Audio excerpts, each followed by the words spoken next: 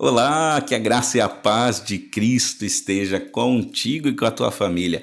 Estamos com mais um episódio do programa Vidas Impactadas pelo Ministério de Evangelismo Regional da Convenção Regional Sul das Igrejas Adventistas da Promessa.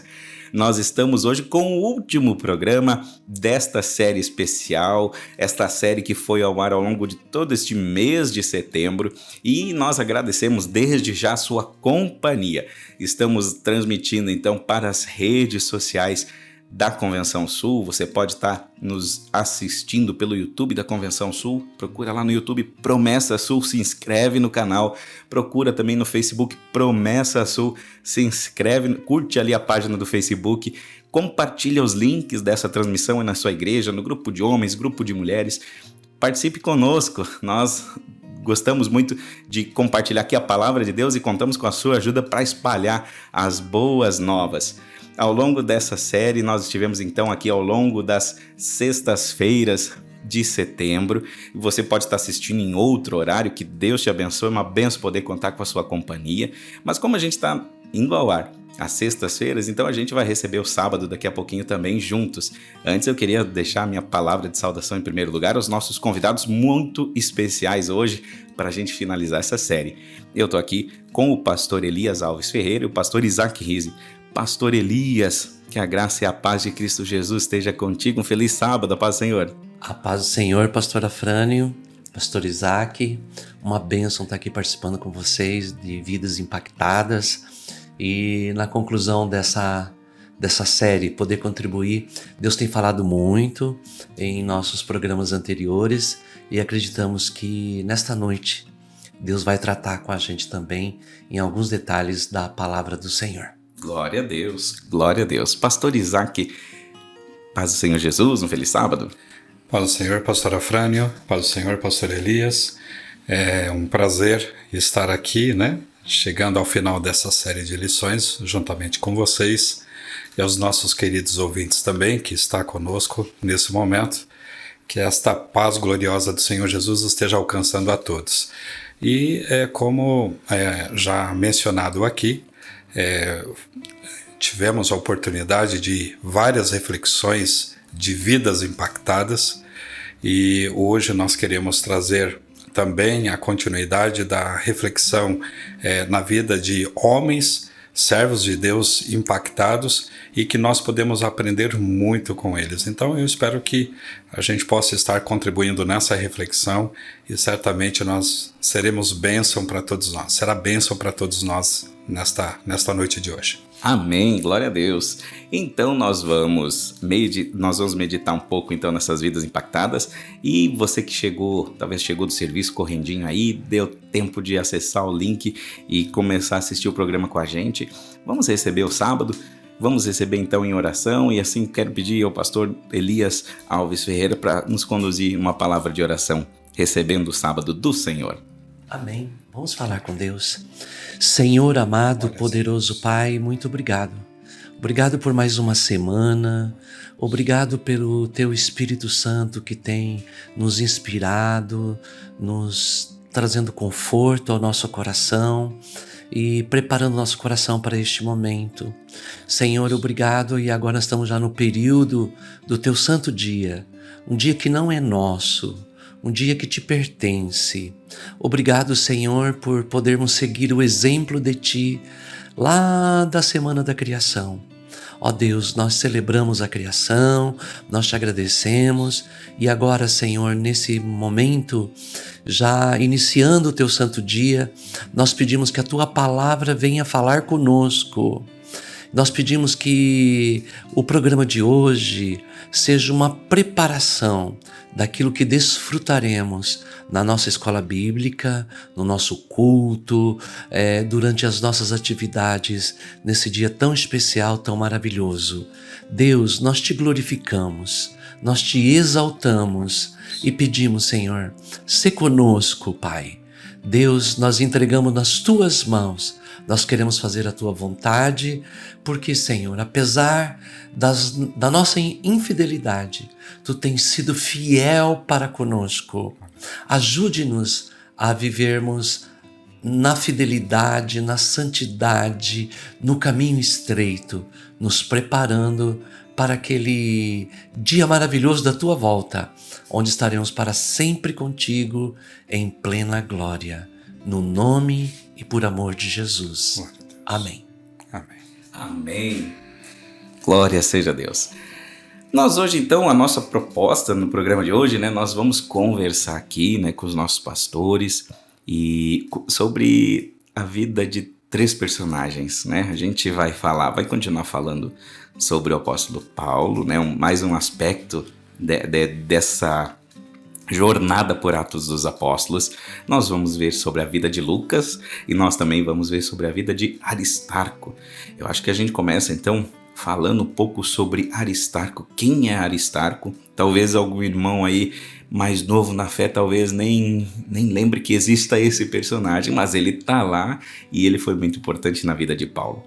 Pastores, por onde a gente começa Aristarco? Quando que ele foi inserido na história? O que a gente tem sobre ele, né, no relato bíblico? O que a gente pode falar sobre a vida deste homem? Bom, meus queridos, eu gostaria de estar trazendo aqui as informações do que os comentaristas eles afirmam, né? Eles afirmam que Aristarco ele tem um significado interessante e significa o melhor príncipe. Então, um morador em Macedônia, um morador em Tessalônica, um grande amigo do apóstolo Paulo, né, no seu ministério, serviu ao lado do apóstolo Paulo com grande abnegação. E aí, quando olhamos para a primeira carta de João, capítulo 3, versículo 16, pastor Afrânio, nos afirma o seguinte: nisso conhecemos o que é o amor. Jesus Cristo deu a sua vida por nós e devemos dar a nossa vida pelo nosso irmão. Aqui a gente enxerga Aristarco, né? E a gente vai aprender muito com esse homem, porque foi um homem nobre, um homem valente, sereno, um homem fiel, né? Expondo a sua vida em favor dos nossos irmãos, a qual destaca acontecimentos importantíssimos aqui. E aí, na sequência desse bate-papo, nós vamos conhecendo melhor quem foi Aristarco. Não, verdade. Aqui, de alguns comentários que eu estava lendo, pastor, a gente tem, né, que ele era nativo de Tessalônica e um dos mais constantes e fiéis cooperadores de Paulo, como a gente encontra lá em Filemão, versículo 24. Isso. Pastor Elias, o que a gente mais pode tirar aí sobre a vida deste homem Aristarco? Isso. Em Filemão 24, Paulo coloca ele como cooperador. É interessante a gente olhar para esses personagens, porque há alguns personagens, pastor Afrânio, que às vezes ele é citado apenas uma vez. E outros, às vezes, nem o nome é citado. Verdade. Mas quão importante é. Então, dentro do reino de Deus, nós temos que ter essa visão, que muitas vezes, diante dos homens, nós podemos ser desconhecidos, mas tão importantes para a glória de Deus. Então, esse Aristarco, em Filemão 24, ele é colocado junto com Demas, com Marcos, com Lucas, são cooperadores. Paulo enumera 4 cooperadores e ele é um deles. Mas tem mais 4 referências em Atos sobre Aristarco, que é bastante interessante. Em Atos 19, 29, ele, quando teve um tumulto em Éfeso, ele quase foi apedrejado, foi por pouco mesmo. Ele e Gaio, que era companheiro também, que é um outro que tem uma referência pequena, ele é apedrejado ali, arrastado para fora, e teve um grande tumulto, a multidão gritou, grande a deusa Diana dos Efésios, e por muito pouco mesmo, ele quase foi apedrejado. Ele foi agarrado ali pelos Efésios, né, e também ele e Gaio. Essa foi a primeira menção que a gente tem a ele ali em Atos 19, 29. A gente vai ver Aristarco, algumas menções, né? Contando aqui na Bíblia, nós temos 1, 2, 3, 4, 5 menções dele, né? Uhum. Mas a gente vê a constância, parece ele ser constante e um companheiro atento, né? A Paulo ali, os companheiros da missão. Exato. Inclusive, não é mesmo, pastor Isaac? Ele, capítulo 20, lá no versículo 4, coloca ele junto com um grupo de pessoas que são responsáveis pelas ofertas. O que dá a entender que nesse episódio de Atos 20, ele é um representante de Tessalônica na questão das ofertas, de arrecadação. Isso. Porque a arrecadação daquele tempo não era em espécie como nós temos hoje. Às vezes era de mantimento mesmo, de vestuário, de objetos. Então demandava assim um cuidado maior. E lá está Aristarco também colaborando com os missionários, né? Então ele não apenas exercia um papel fundamental de ensino, de evangelista ali em Éfeso, junto com Paulo, mas aqui também no sentido do trabalho social. Quão importante é a igreja também se preocupar com os menos favorecidos, no sentido de colaboração. Isso. Então o evangelho tem essa parte social importante. A gente vê isso em Atos. Atos é uma igreja que ela preocupa com o ser integral do ser humano. Não é só a mensagem espiritual, mas se precisar, se estivesse passando fome, eles faziam questão de ajudar. E aqui fizeram uma grande arrecadação na Macedônia, ali na Ásia, para levar para Jerusalém, atender os pobres. E Aristarco é um deles. Aristarco é um deles. Essa é uma das maneiras, né, que é uma ferramenta extraordinária, a parte da assistência social, né, também para a gente realmente fazer missão, né, pregar o evangelho. Porque você não simplesmente está levando assistência social para uma pessoa num momento como esse, mas você está levando o evangelho, você está falando, né, do reino de Deus, né, para as pessoas, a fim de que elas sejam salvas, que elas sejam alcançadas, né, Verdade. com curas, com libertações, com transformações, que na sequência a gente vai percebendo tudo isso. Não, verdade. Eu olho aqui, a gente vê mais pra frente, lá em Atos 27, né? Onde nós temos ali o relato de Lucas, onde eles embarcaram no navio, e Aristarco estava junto. Pode ser que ele também estivesse preso com Paulo, ou acompanhando Paulo, a gente não sabe ali, né? O que o senhor acha, pastor Elias, que é sobre esse acontecimento ali, Aristarco mencionado, né, como companheiro de Paulo, quando Paulo já estava preso? Exato. Quem acompanha Paulo na viagem para Roma, Aristarco e Lucas, eles passam pelo naufrágio, como Paulo passou, o navio passou. A gente cita mais, no caso, Paulo, né? Mas a gente esquece, lá tinha um irmãozinho chamado Aristarco. Glória a Deus, ele foi acompanhando, ele abandonou tudo e acompanhou Paulo nessa viagem perigosa, numa situação que Paulo precisava de muita amizade, e então Lucas e Aristarco acompanharam ele, e ele vai acompanhar Paulo, e é interessante, pastor Afrânio, que na prisão, uma das cartas da prisão é Colossenses. Isto. E lá em Colossenses capítulo 4, versículo 10, Paulo cita ele, companheiro de prisão, tem tradução que coloca assim, preso comigo.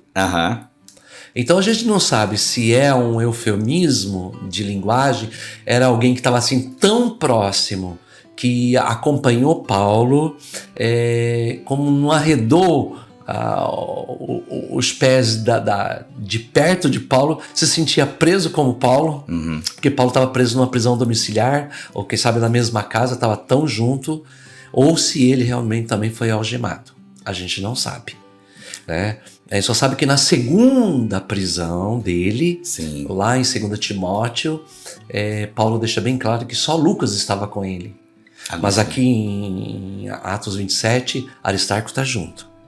Então, a gente não sabe se ele saiu temporariamente da prisão e voltou para sua casa, que ele era de Tessalônica, voltou para sua família. Mas ele acompanhou Paulo, ele foi um amigo assim inseparável, amizade, companheirismo, pessoas dispostas que Paulo valorizou muito isso. Quando ele escreve as suas cartas da prisão, ele cita pessoas que não se envergonhavam dele pelo fato de estar preso. Aristarco era um dele, que não tinha, estava disposto a morrer, a sofrer por Cristo, era um cristão fiel nesse sentido. Nisso a gente vê assim o amor de Cristo, que amou ali em João capítulo 13, amou seus discípulos até o fim. a gente vê o amor de Cristo na vida daqueles que são impactados por Cristo e seguem os passos de Cristo. Eles amam até onde vai o nosso amor, né? Ele vai até o perrengue também. Que o evangelho, levar a mensagem, muitas vezes vai perrengues terríveis, como essa viagem, como o risco da prisão. Então, né, isso é uma característica de uma vida impactada pelo poder do evangelho, pelo poder do Espírito Santo também. Pastor Isaac, alguma coisa mais que a gente possa estar acrescentando aqui a Aristarco? Eu gostaria de destacar, pastora Frane, um episódio que aconteceu também, e Aristarco estava presente, provavelmente. Atos capítulo 20, do versículo 1 a 12, mostra pra gente.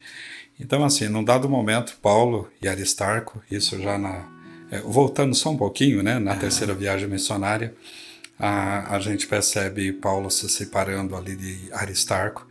E aí, lá na frente, a caminho de Troade, eles se encontram. E acontece aquele episódio do jovem Eutico, né? Que ele cai da janela e aí então ele é ressuscitado. Aristarco está presenciando aquele momento. E aí eu destaco aqui, pastor, a importância de nós levarmos a pregação do Evangelho, e vai confirmando a palavra do Senhor quando ele diz que nós não estamos sozinhos, o Senhor está com a gente, e a gente percebe isso quando as curas, as maravilhas acontecem, né? Então olha só, Paulo está lá pregando, falando do evangelho, do reino, né, para todos que estão ali na casa e tal, né, e no andar de superior, então aquele jovem vencido pelo sono, ele cai da janela, né, e Paulo então vai lá e aí está sobre a atenção voltada para esse jovem, e aí ele volta novamente dizendo para todos, olha, fiquem tranquilos aqui, não tem nada, esse jovem aqui, ele está bem, esse jovem aqui, ele está vivo, né? E o interessante é que até o amanhecer ele continua anunciando o evangelho, e aquele jovem sai são daquele local. Então Aristarco está ali acompanhando tudo isso, né? E a gente vê então realmente como é maravilhoso a gente confiar nesse Deus poderoso. Ao pregar o evangelho a gente vê os sinais e as maravilhas acontecendo no nosso meio.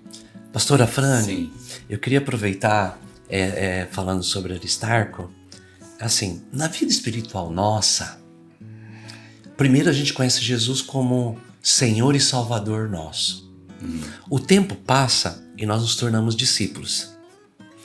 É interessante quando eu abro aqui um parêntese para citar o caso de João 15, quando Jesus fala da videira, lá ele trata de discípulos e depois ele fala assim, amigos. Jesus passa a ser tão íntimo nosso que subimos um degrau a mais. Além de obedecermos, de ensinarmos, nós passamos a ter Jesus como um amigo, numa amizade. É interessante que como isso é intenso também dentro da igreja, nós temos irmãos na igreja, mas precisamos muitas vezes de um detalhe a mais, de sermos amigos dos nossos irmãos. Irmãos, a gente se encontra no final de semana, mas amigo é aquele que percebe quando o irmão está passando por uma dificuldade, uma luta, e a gente interage com ele até meio de semana. Tá tudo bem contigo, meu irmão, minha irmã? O que está acontecendo? E acompanha aquela pessoa. Então, o discipulado, na sua intensidade, ele transporta entre ser mestre e aluno, e ser professor e aluno, e para sermos amigos dentro da casa de Deus. Aristarco, ele não foi apenas discípulo de Paulo, ele foi amigo. Ele esteve junto, ele acompanhou junto.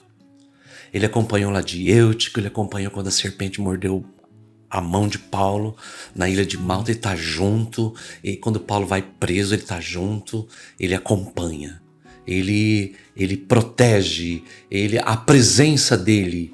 Então tem irmãos que às vezes a gente não precisa, às vezes nem que alguém fale alguma coisa com a gente. Quando a gente perde alguém da família, na igreja, a gente quer só a companhia. E Aristarco foi amigo, foi companheiro de Paulo. É nas horas difíceis, né, que a gente percebe o valor de uma amizade, de uma boa amizade, da verdadeira amizade. Então, realmente, né, a vida de Aristarco fez diferença na vida do apóstolo Paulo, e isso inspira a gente. Aprender com Cristo, aprender com Paulo, aprender com Aristarco. Então, esses que seguem a Cristo são impactados dessa forma. Esse aprendizado, né, pastor Efraim, interessante é olharmos para o naufrágio, né? É impressionante. Paulo tinha intenção de chegar em Roma, né? Daqui a pouquinho a gente fala sobre ele, e tinha uma intenção também da vontade do Senhor. E aí a gente percebe assim, Aristarco sendo impactado com tudo isso, e no momento de naufrágio ele está vivendo tudo isso junto com seu companheiro. Então realmente é um companheiro para todas as horas, né, pastor Elias? Seja em momentos bons ou momentos desafiadores, ventos contrários, um amigo está sempre presente. Glória a Deus. Eu acho que sobre Aristarco era isso que a gente consegue falar pela escritura aqui, né? Apresentamos um pouco desse companheiro de viagem, entre tantos que Deus colocou no caminho, né? Como o pastor Elias mencionou, mas Aristarco tem um destaque aí nesse sentido, pela companhia, né, presente ali. Quando a gente olha para Atos dos Apóstolos, a gente não pode deixar de notar a importância deste livro, e juntamente com o Evangelho de Lucas, nós temos aí cerca de 27% de todo o Novo Testamento. Lucas é o autor desses dois livros, e Lucas, ele é alguém que, em primeira pessoa, ele passa a acompanhar, né, toda a trajetória ali dos desdobramentos de Atos dos Apóstolos, né, a gente tem ali. Mas vamos introduzir Lucas, então, na nossa história. O que a gente sabe sobre Lucas? O que a gente pode falar sobre este homem, pastores? O que a gente pode estar trazendo nessa noite aqui dessa vida impactada? Colossenses capítulo 4, do verso 7 a 14, traz narrativas, né, dessa relação entre Paulo e Lucas. E aí, então, ele define Lucas como um médico amado, né? Então, e aí Demas envia saudações. E aí o médico amado, né? O médico amado também em todas as horas, em todos os momentos. Olha quantas situações aconteceram com o apóstolo Paulo. E aí a gente vê assim um médico que ele acompanha a vida espiritual ali, a missão, mas ele também é aquele médico que cura literalmente as feridas do apóstolo Paulo, né? Sim. Exato. E aí, pastor Afrânio, pastor Isaac e os irmãos que estão nos acompanhando na nossa reflexão, Lucas é médico. Muitas vezes tem pessoas que, porque estudam um pouquinho mais, ou às vezes está no colegial, já abandona a fé, porque sabe um pouquinho mais. Nós vemos em Lucas um médico que abandonou a carreira dele por causa do evangelho. E Lucas ele é grego e ele tem uma visão correta de Cristo, que Cristo não veio só para os judeus, que Cristo veio para os gentios. Esta ótica de Lucas está presente nos evangelhos.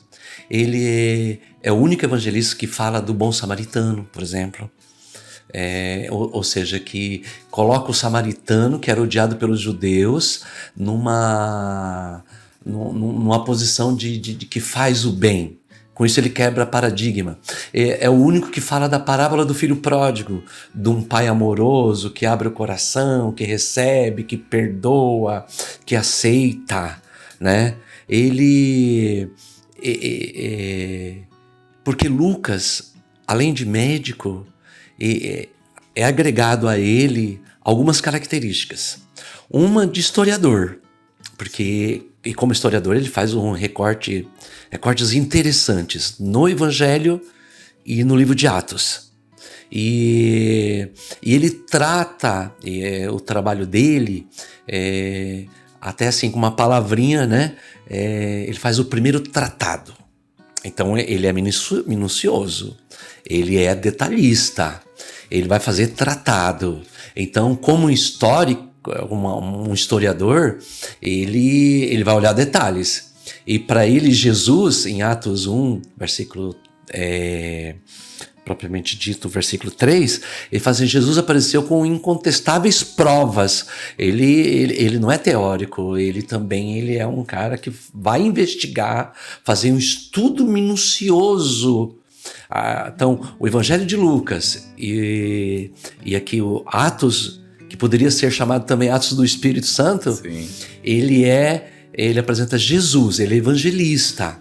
A gente não pode tirar esse de um historiador evangelista, que ao mesmo tempo está evangelizando também. Então ele coloca Jesus como filho do homem para todas as nações. Sim. Então isso está muito claro, essa característica de evangelista, de historiador, de Lucas, né? E como médico, porque os milagres que ele trata, ele cita termos médicos, além do texto de Colossenses lá que Paulo classifica como médico amado, ele também aqui, os termos que ele usa, tanto no Evangelho como no livro de Atos, são palavras gregas médicas, científicas. Então ele era realmente um médico. A gente olha para Lucas, né? Esse relato, fazendo a leitura aqui, por exemplo, dos primeiros versículos de Lucas, do seu Evangelho, né? Que foi o primeiro livro, o segundo é Atos. Muitos já se dedicaram a elaborar um relato dos fatos que se cumpriram entre nós, conforme nos foram transmitidos por aqueles que desde o início foram testemunhas oculares e servos da palavra. Eu mesmo investiguei tudo cuidadosamente, desde o começo, e decidi escrever-te um relato ordenado, ó excelentíssimo Teófilo, para que tenhas a certeza das coisas que te foram ensinadas. Então a gente tem Lucas, ele se converte, né? A gente tem Atos, né? Ele se converte a partir das viagens missionárias de Paulo, ele se junta ali à equipe de Paulo, e então é o que a gente tem de mais próximo, é o que a gente chamaria hoje de rigor científico. Então ele procura fazer um relato ordenado, ele tem uma riqueza, né? A gente vai observar isso. A gente tem um destinatário aqui, o nosso excelentíssimo Teófilo, então talvez alguém de posses, né? Alguém que poderia patrocinar também, né? essa obra. Nisso aí a gente tem Lucas, esse historiador, com esse cuidado, essa precisão, onde ele procura de maneira assim muito detalhada relatar tanto os aspectos do Evangelho, entre outras coisas que ele relata que não temos nos outros Evangelhos, né? E tanto quanto o livro de Atos dos Apóstolos. Pastor Isaac. É isso, meu querido. Quando nós olhamos para Lucas como testemunha ocular, é importante nós entendermos que ele não foi aquele apóstolo, e ele não era apóstolo, que andou com Jesus. Mas, no entanto, os discípulos, né, que andaram com Jesus, né, vários deles, então, foi referência ocular, né, para Lucas. Lucas esteve junto com eles, então é como o pastor comentou, né?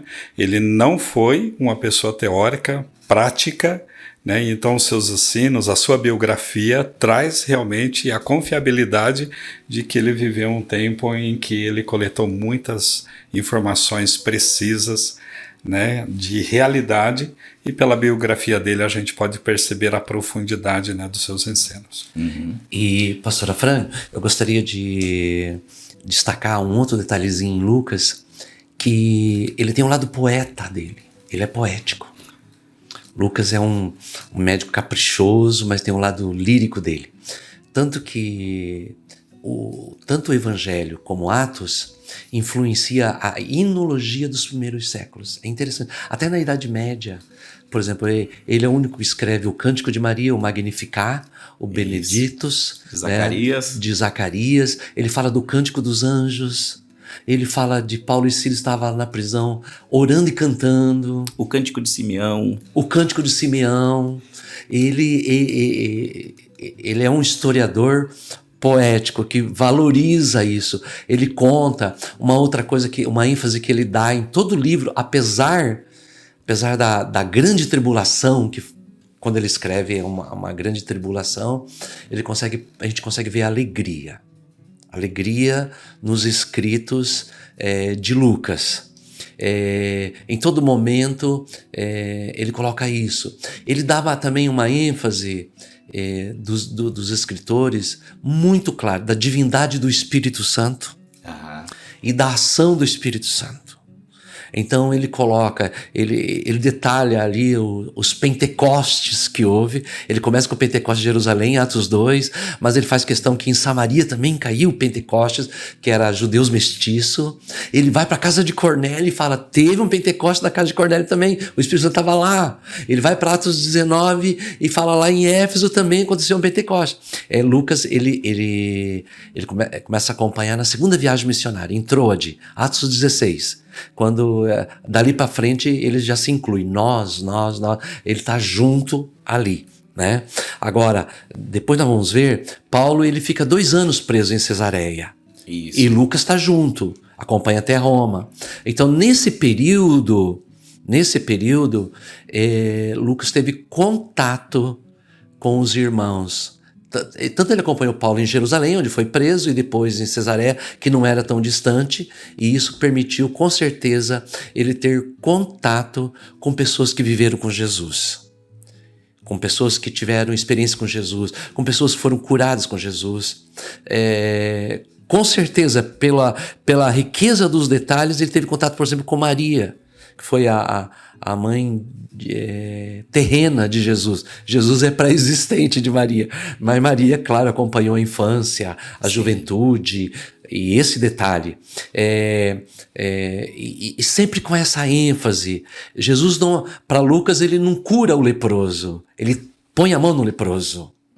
Sabe? E isso dá uma riqueza de detalhes assim, que Jesus ele é para todos. Jesus, o amor de Cristo, o carinho de Jesus com os rejeitados. Lucas é o escritor que menciona as mulheres, não despreza. Então ele tem uma visão clara da amplitude do ministério de Cristo. Jesus cuidou dos leprosos, Jesus atendeu os pobres, Jesus acudiu às mulheres, Jesus... Então, Lucas detalha isso para nós, né? Sim, ele tem essa questão então, da alegria, né? Todo aquele que tem um encontro com Cristo, ele dá uma ênfase a essa questão do alegrar-se em Jesus, do Espírito Santo, os cânticos, né, na história da igreja, inclusive, né, ele tem um impacto nisso, que afetou, né, a igreja ao longo dos séculos também, essa importância do louvor, da adoração, ele destaca. Ele era um comunicador muito habilidoso, né, nos seus relatos, tanto nas minúcias quanto da forma que descrevia. Nós temos a ênfase de Lucas também nos momentos de oração, né? A gente tem Lucas retratando ali as orações de Jesus, a gente tem, né, as orações em Atos dos Apóstolos, mostrando a importância da oração também, né? Pastor Isaac, o que mais a gente poderia falar sobre Lucas nesse sentido? A gente percebe que Lucas, além dele ser amigo, irmão em Cristo, né? Então a gente percebe assim, um grande companheiro, um grande cooperador, né? E aí, por esses relatos, a gente percebe, né? Não tem como não ser um cooperador agindo da forma de como ele agiu, com tanta, né, maestria e direção pelo Espírito Santo. Eu gostaria de também dar uma ênfase da cristocentridade de Lucas. Lucas, ele detalha sobre Jesus. Logo no começo de Atos, ele fala assim, os primeiros versículos de Atos: escrevi o primeiro livro ao Teófilo relatando todas as coisas que Jesus começou a fazer e a ensinar. Olha os 2 detalhes que estavam no coração de Lucas. Jesus é o Salvador do mundo. Ele é o único que escreve sobre Zaqueu e que fala, hoje veio salvação a esta casa. E aqui ele vai colocar que é Jesus, o que Jesus fez e Jesus ensinou. Só que nos evangelhos, Jesus está presente fisicamente. Em Atos dos Apóstolos, começa com Jesus presente. Jesus, lá no versículo 9 a 11, vai ser ascenso aos céus. Como que a igreja viveu os primeiros 30 anos dela sem a presença física corporal de Jesus, através do Espírito Santo. E aí a gente vai ver os sermões de Pedro, os discursos de Pedro, da igreja, do evangelismo, da conversão, do ministério de Paulo. totalmente uma igreja construída em Cristo. É isso que nós precisamos ter, uma vida construída na pessoa de Jesus. Então a gente aprende com o que Jesus fez e com o que Jesus ensinou. Isso é evangelho.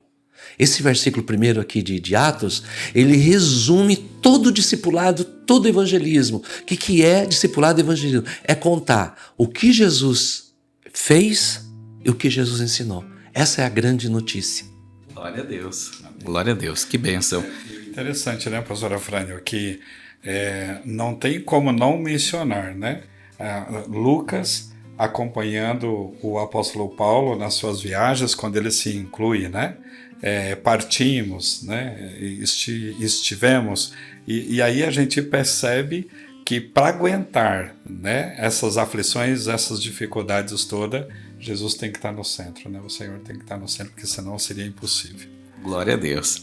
A gente falou de Aristarco, a gente falou um pouquinho de Lucas, e agora a gente encaminha nessa parte do programa agora para falar do apóstolo Paulo, no contexto da sua viagem a Roma, os capítulos finais, né, deste livro de Atos dos Apóstolos. Pastores, como que se desenrolou isso? A gente tem o final da terceira viagem missionária e como que chegamos então a este ponto de Paulo ser levado a Roma, né, para a gente situar bem na nossa história aqui e apresentar este movimento que Deus, né, pela sua permissão ali, conduziu, né, o restante desta história. Certo. Quando a gente olha, e depois eu quero ouvir o pastor Isaac também, termina a terceira viagem e ele deseja ir a Jerusalém. E ele deixa muito claro no capítulo 20 que o Espírito Santo mostrava para ele que reservava para ele prisões, perseguições, e ele fala de igreja em igreja o Senhor me avisa. Mas ele é destemido. Paulo é corajoso. Paulo é dependente de Cristo, ele é determinado, e assim como ele foi antes contra a igreja, mas ele está vivendo aquilo que Jesus falou para ele assim, eu vou mostrar para ele, lá em Atos 9, o quanto ele deve sofrer pelo meu nome. Para Ananias, quando Ananias relutou em ir orar com ele, ele falou assim, ele é um vaso escolhido para mim, para anunciar o evangelho perante os reis, perante os grandes. E aqui ele vai, então ele vai, ele é tranquilo. Quando ele chega em Jerusalém, ele se hospeda lá na casa de Filipe, mas tem um profeta chamado Ágabo que chega com a cinta e fala para ele, você vai ser preso. Capítulo 21, verso 11, né? Toma o cinto de Paulo e com ele amarra os pés e as mãos. Isso. E ele fala assim, por que vocês estão assim, se emocionando, chorando? Eu estou disposto não apenas a ser amarrado, a morrer pelo evangelho. Esse é Paulo. Esse é corajoso. Isso é o desafio de ter uma vida impactada. Nós precisamos ser impactados. Você está disposto a sofrer, se preciso for, e dar a vida por Cristo? Aí ele vai, ele não tem medo. A profecia é verdade, vai se cumprir mesmo, vai ser manietado, vai ser preso. Ágabo é um homem usado por Deus, mas mesmo sabendo disso, ele vai a Jerusalém. Certo, pastor Isaac? Perfeitamente. E o interessante é que em Jerusalém, pastor, quais são as acusações dele? Contra a heresia.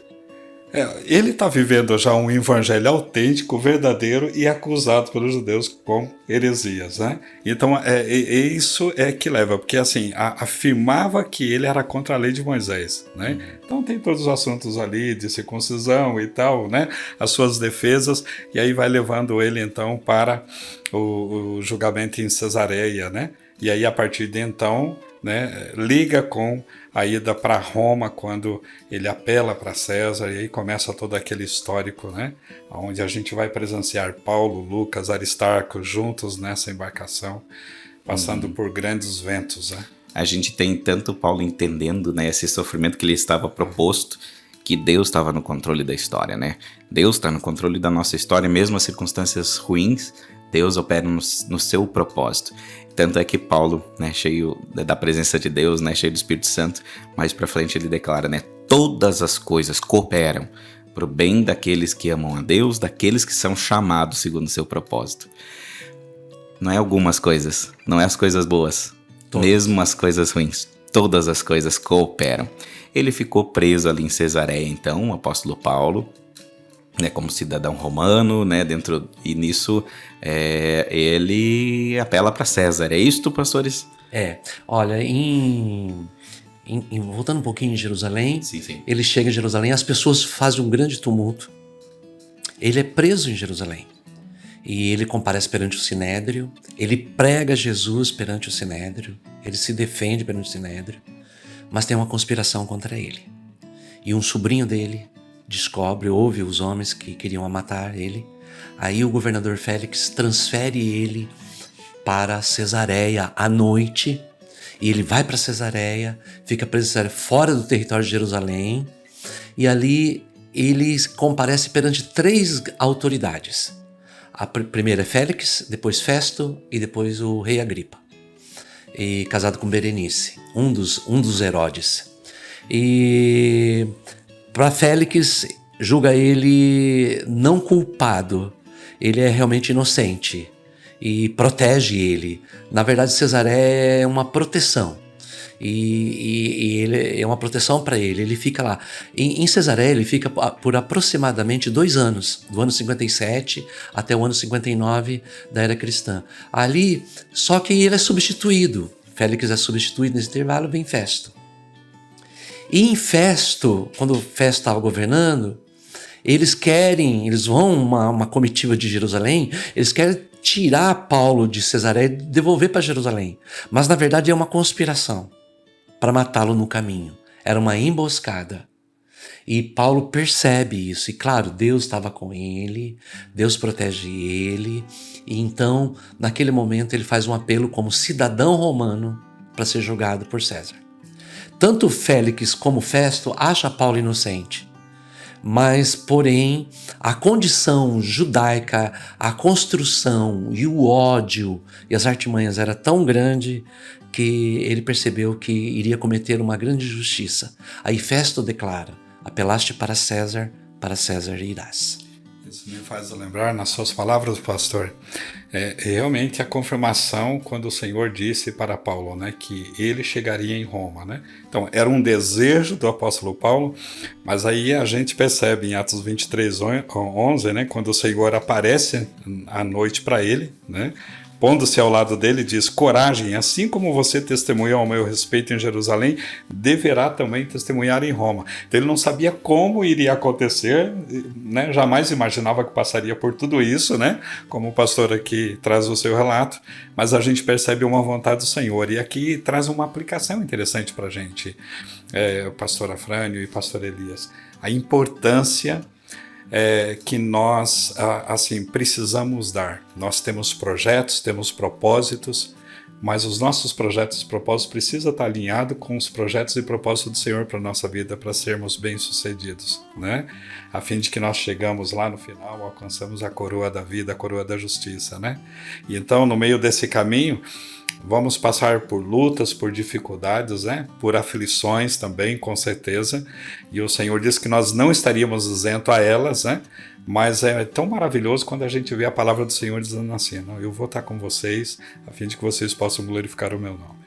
O nosso Deus, ele tem uma agenda a cumprir, né? Nosso Deus tem uma agenda. Nós precisamos nos encaixar na agenda de Deus. E assim o apóstolo Paulo, ele foi. A gente vai vendo esses desdobramentos aqui, capítulos, né, 21, 22, entra no capítulo 23 de Atos dos Apóstolos, e nisso 24, né, a gente vai diante de Festo, capítulo 25, a gente vai seguindo essa história. Diante disso, assim, pastores, como é que nós temos então a saída de Cesareia para Roma? Então, como que a gente vai ter então um relato dessa viagem? Algumas advertências, eles ser embarcados no navio de carga, né, tudo mais. O que a gente pode falar sobre essa história? Antes um pouquinho, pastor, estava em Cesareia ainda, Festo acha que ele é inocente e ele recebe uma visita ilustre. O rei Agripa e Berenice. Berenice era judia e Herodes era especialista nas causas judaicas, que era muito, porque a religião e o governo civil em Jerusalém era bem mesclado. Não era para qualquer um, não. Tinha que entender mesmo essas coisas. E tanto a Agripa como a Berenice queria ter uma entrevista com Paulo. Naquele dia ele esteve na mira, foi quando o rei esteve na mira do evangelista. E Paulo, ele se defende contando a história dele, da sua conversão, que a Agripa treme nas bases. Ele fala assim: por pouco você me torna cristão. Ele quase foi fisgado. E Paulo ainda termina: que bom que não só você ficasse por pouco, mas que você se convertesse de verdade, né? Paulo, em outras palavras, né? Sim, sim. Então, Paulo ali, ele é uma pessoa que ele está preocupado com a salvação das pessoas, independente de quem quer que seja. Então se cumpriu desde o chamado dele aqui perante as autoridades, né? Mas é interessante também que quando ele, nessa defesa perante o rei Agripa, Festo fala assim: você tá louco, as letras fazem delirar, né? Porque ele era um homem impregnado de Bíblia, ele vivia a Bíblia. Olha, quão importante para nós é sermos governados pela palavra. Nós só podemos impactar outras vidas. Nós somos impactados pelo Evangelho, mas só podemos impactar se nós estivermos mesmo mergulhados na palavra. E Paulo estava. Para Festo foi um delírio, mas Paulo, né, conclui a defesa dele. E então ali ele vai mesmo para Roma, e aí entra Aristarco e Lucas com ele, e ali ele vai realmente... Ele vai ser conduzido por um centurião chamado Júlio, mas eu deixo o pastor Isaac comentar para nós um pouquinho. E o interessante, assim, que é muita gente naquela embarcação, né? Uhum. Então, além deles, né, de Paulo, Lucas, Aristarco, né, ao todo eram 276 pessoas. Dentre essas pessoas, então, há alguns presos, né? Vários presos, nem todos, mas vários presos. E eles estavam sendo levados para onde? Para Roma, porque é o seguinte, assim, esses presos, os comentaristas informam, né, que provavelmente eles estariam sido sentenciados já à morte, né? E eles iriam fazer parte do teatro, né? Só que não o teatro que nós conhecemos hoje. Era aquele teatro enfrentado por leões, né? Pelos gladiadores. Eles iriam para o Coliseu a fim de que, né, eles fossem sentenciados dessa forma justamente por conta do quê? Né? Muitos ali com certeza por conta da defesa do Evangelho. Então a gente percebe que eles estão indo para Roma, né? E os ventos começam a soprar de forma contrária, então começa as angústias ali no primeiro momento dessa viagem, quando eles vão costeando aqui, chegando em Chipre, né? Não, é bem interessante esse relato vívido também, né, sobre toda a descrição dessa viagem, a minúcia do relato, né? A gente tem o apóstolo Paulo, o interesse de Deus se cumprindo, né? Se Paulo não tivesse apelado para César, caía na mão dos judeus, ia dar um rolo danado, talvez não estivesse vivo mesmo, mas Deus cumpre os seus propósitos mesmo nessas circunstâncias, né, pastores? E aí, né, nessa viagem, Paulo procurou alertar, apesar de possivelmente ser uma tripulação experiente, mas Paulo também era muito viajado, né? Olha, não é época para viajar e tal, e insistiram e tudo mais, então tá. E aí seguiram a viagem, era o final do outono, uma época terrível, né, para os navios da época. Se o mar hoje continua bravio mesmo para os navios modernos de hoje, imagina naquela época, pastor Elias. Exato. É interessante, pastora Frane, que o relato de Atos 27, de toda aquela navegação, esses dias eu estava olhando um comentário, é leitura obrigatória para construtores de navios. Para navegadores, Atos 27. Tamanho os detalhes que Lucas coloca. Os navios eram feitos de madeiras, a forma que eles cingiram o navio, a forma que eles jogam as velas, que eles amarram o mastro, a forma que joga a carga no mar, como encalha o navio. Todos aqueles detalhes são detalhes de navegação. mesmo que eles fazem, até a minúcia do vento nordeste, o chamado euroaquilão, que era um vento que vinha do Polo Norte, atravessava a Europa e chegava. Era um tufão de vento mesmo, naquele período que soprava. Paulo tinha navegado várias vezes, porque não muito da onde que saiu a embarcação estava Tarso. Então a viagem de Tarso para Jerusalém ali, aquela passar perto da ilha de Creta era comum, né? E para Paulo, então Paulo falou assim, gente, vamos esperar passar o inverno. Mas Júlio não gostava, não atendeu. Atendeu mais o que o comandante falou. Mas no final ele vai entender que Paulo era um homem usado por Deus. É interessante que no meio da tempestade, depois de vários dias sem comer, Paulo é aquele que pega o pão, que parte, que ora, que fala assim, o Deus de quem eu sou, a quem sirvo, esteve comigo. E ajuda as pessoas a comer. Tem até uma figura muito interessante sobre evangelismo. Evangelismo é distribuir o pão. Jesus é o pão da vida. E a gente distribui, né? E Paulo aqui, no meio de todo mundo, ele ora, ele agradece, ele incentiva. Ele faz um trabalho que aquilo que o centurião não conseguiria fazer, Paulo faz, orienta, estimula, né? Para a vida ali dos navegantes. E graças a Deus todos se salvaram. Não, graças a Deus. Eu vou colocar aqui um recurso visual para quem tá em casa, né? Só para ficar um pouquinho mais visual, né? O que a gente tá falando.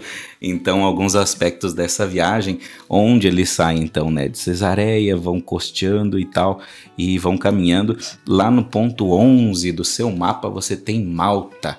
Então, o ponto 11, nós temos a pequena ilha de Malta no pé da bota, né? No pé da Itália.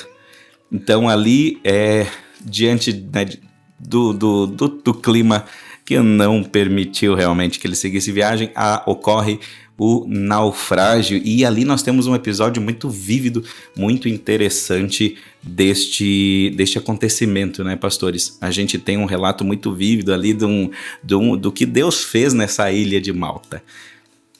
Diga, pastor Elias.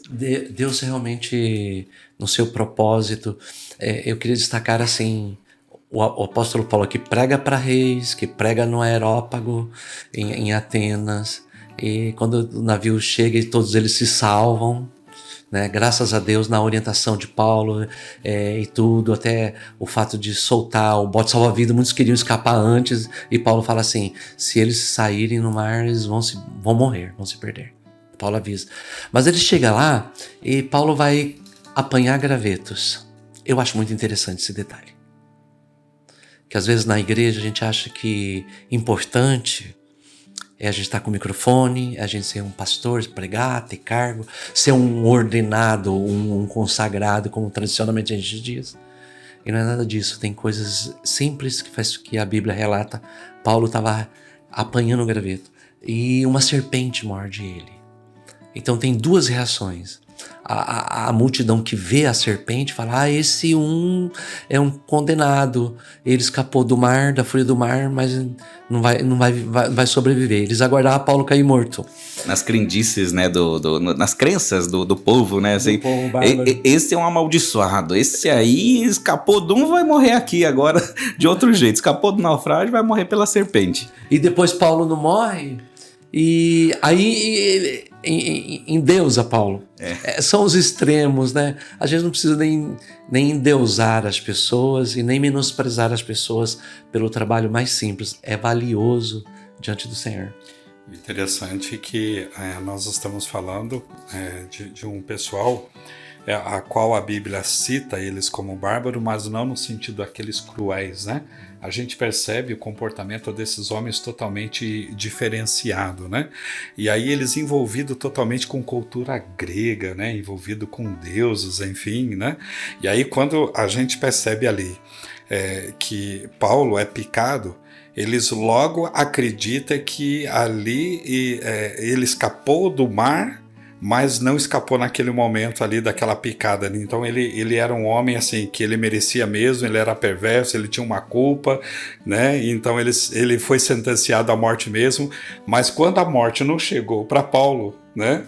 aí eles começam a endeusar, né? Justamente por essa cultura, né, que eles tinham de deuses, de cultura grega, então eles atribuem aos deuses ali, mas, no entanto, é uma grande oportunidade para que Paulo, então, fale sobre o Deus verdadeiro na ilha. Né?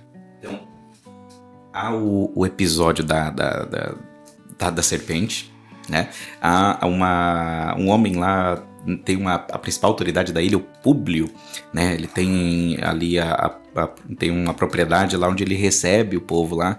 Eles acabaram invernando, né, naquele local, passaram um bom tempo.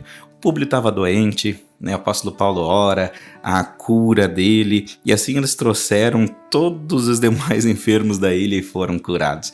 Essa é uma característica, pastor Elias, pastor Isaac, sempre que eu leio histórias de missionários, a gente vê ao redor do mundo, quando a luz do evangelho vai chegando em lugares, né, onde não foi alcançado ainda, a gente vai vendo assim esse mover sobrenatural de Deus de uma forma muito mais intensa, né? Então, independente do local, o fato é que onde o evangelho chega, Jesus chega com seu poder também. Exato. Eu acredito mesmo naquela palavra que o pastor Isaac disse no começo, que Lucas, quando nós estávamos falando sobre Lucas, que Lucas pode ter ajudado cuidando da saúde de Paulo e de, quem sabe, da equipe missionária. Ele foi esse suporte, porque ele era médico, ele tinha todos os seus conhecimentos. Mas é interessante que Lucas, nos seus escritos, em primeiro lugar, não tem nenhuma menção para ele, tem uma identificação, mas não tem nenhum mérito para ele. E ele está escrevendo aqui, e eu acredito que ele tenha até ajudado os convalescentes da ilha, mas é interessante que ele fala da cura através da oração, da imposição das mãos. E se Paulo, ele procurou evangelizar as autoridades, os filósofos epicureus lá em Atenas, em Éfeso, imagine numa ilha, ele deve ter evangelizado, embora o texto não fale isso, junto com a oração pelos doentes, a mensagem salvadora e libertadora de Jesus Cristo lá naquele lugar. Eu sempre quando olho para esse texto, eu penso assim, que para cada naufrágio, para cada luta e tribulação da nossa vida, tem sempre uma Malta nos aguardando. Verdade. Aqui, inclusive nesse episódio, pastor, além da cura na casa de Públio, aí a gente percebe em capítulo 28, aqui versículo 9, tendo acontecido isso, os outros doentes da ilha vieram e foram curados. Então, assim, vieram outros para serem curados. Então, eu fico imaginando, né? Assim, aqui em Paulo dava essa referência de cura. Eu penso, né? Não cita, não fala, mas eu penso que foram grandes oportunidades aqui, que o nome de Deus tenha sido destacado, né? Nós saímos, então, de Malta, depois de 3 meses ali, onde, né, um trabalho do evangelho foi feito ali, uma ilha foi alcançada pelo evangelho. Depois, então, de Malta, a gente tem a descrição a partir do verso 11 do capítulo 28, né, o restante da viagem ali. Então, eles vão aportando em Siracusa, Régio, vão em Puteoli e vão a Roma, então, e assim alguns irmãos souberam lá e o encontraram na Via Ápia, e ele recebeu, no versículo 16, Paulo, a permissão de ter a sua própria moradia sob a guarda de um soldado. Chegamos em Roma. E o que a gente pode falar do apóstolo Paulo em Roma? O finalzinho chegando para as partes finais aqui do livro de Atos dos Apóstolos. Quando a gente olha aqui para final de Atos, aqui, a gente sempre tem algumas perguntas. Por que será que Lucas não encerra o livro dele? Por que não faz um prólogo, um encerramento? Eu, Lucas, escrevi isso e tal.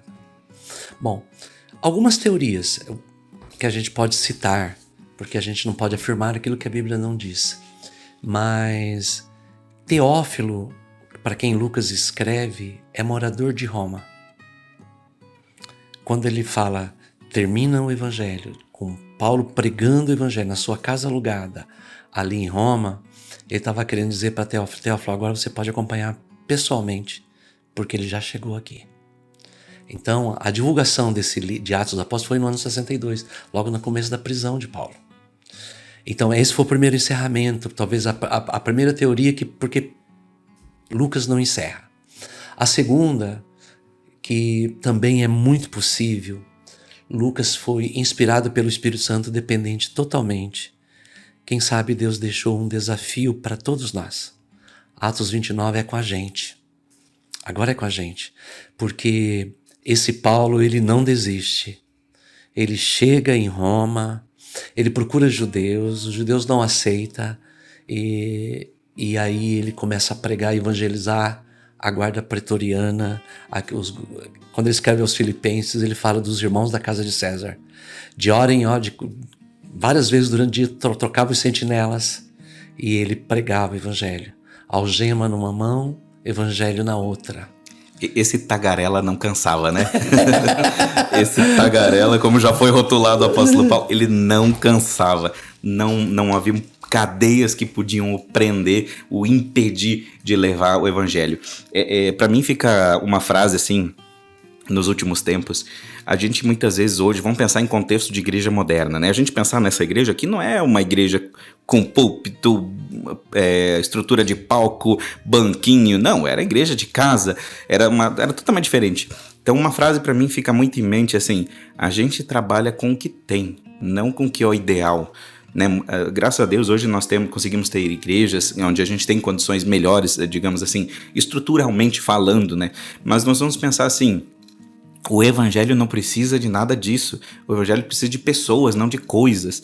E isso eu vejo, né, mais uma vez a gente vê na escritura, o apóstolo Paulo fazendo a parte que lhe cabe, o ministério que lhe é recebido. O seu ministério não depende de coisas, de coisas acontecendo, depende onde ele está, ele vai cumprir, ele vai fazer. O interessante é que hoje cabe uma pergunta para nós, né? Onde será que estão os Paulo de hoje, né? O Aristarco, Lucas, né? Quando nós olhamos para esses homens, quanto que nós precisamos de companheiros de ministério, né? Precisamos aí de cooperadores, e nós precisamos de gente de em qualquer circunstância, seja boa ou ruim, né? Estejam prontos para dizer assim, Senhor, eis-me aqui. Então, Senhor no comando, a gente consegue a missão. Com o eis-me aqui que surgem os Paulos, os Aristarcos, os Lucas, né, pastor Elias? Exato. Concluindo a nossa palavra, da minha parte, eu me sinto desafiado a fazer um pouco mais. Não dá pra gente parar.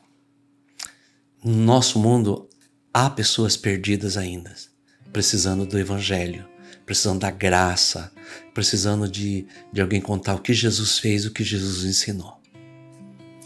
Que Deus nos dê a força e a capacidade de aceitar esses desafios desses homens de vidas impactadas em Atos, de Pedro, de João, de Filipe, de Estevão, de Paulo, de Lucas, de Aristarco, de sermos amigos, de não olharmos circunstâncias.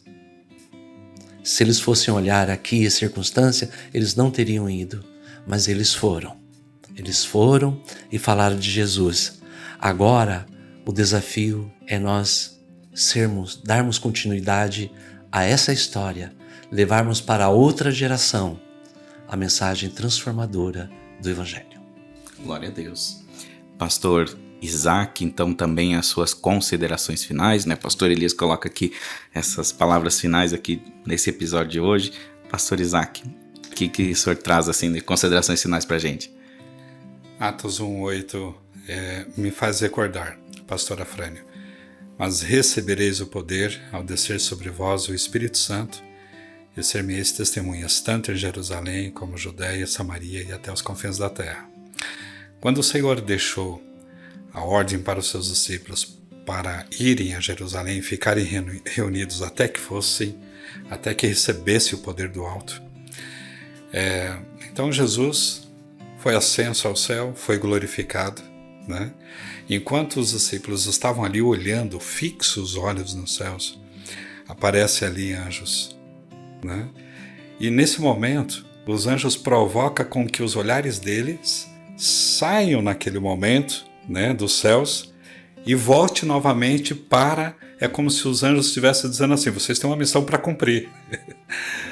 Que essa missão que foi entregue aos discípulos, essa missão nós fomos chamados para poder fazer parte também.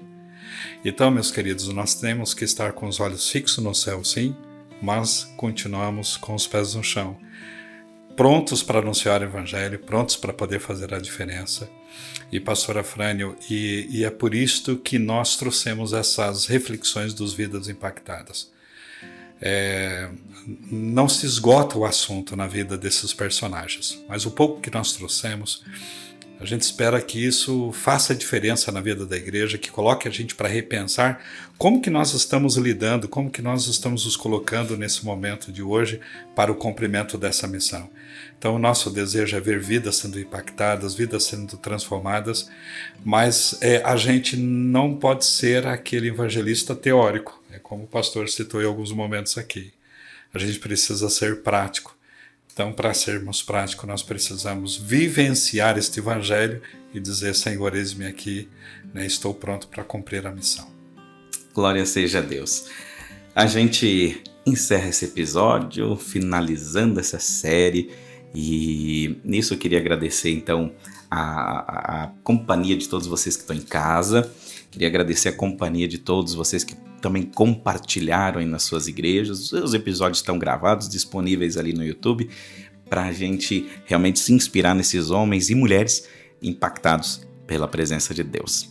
Pastor Isaac, por favor, nos dirige uma oração então de encerramento desse episódio, dessa série também.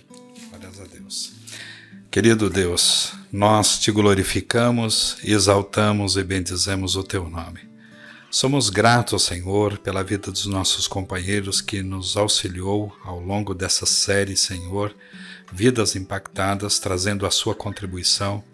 Mas somos gratos ao Senhor nosso Deus, porque o Senhor esteve conosco, o Senhor está conosco, e a tua palavra afirma que o Senhor vai continuar conosco, Senhor, nesta missão.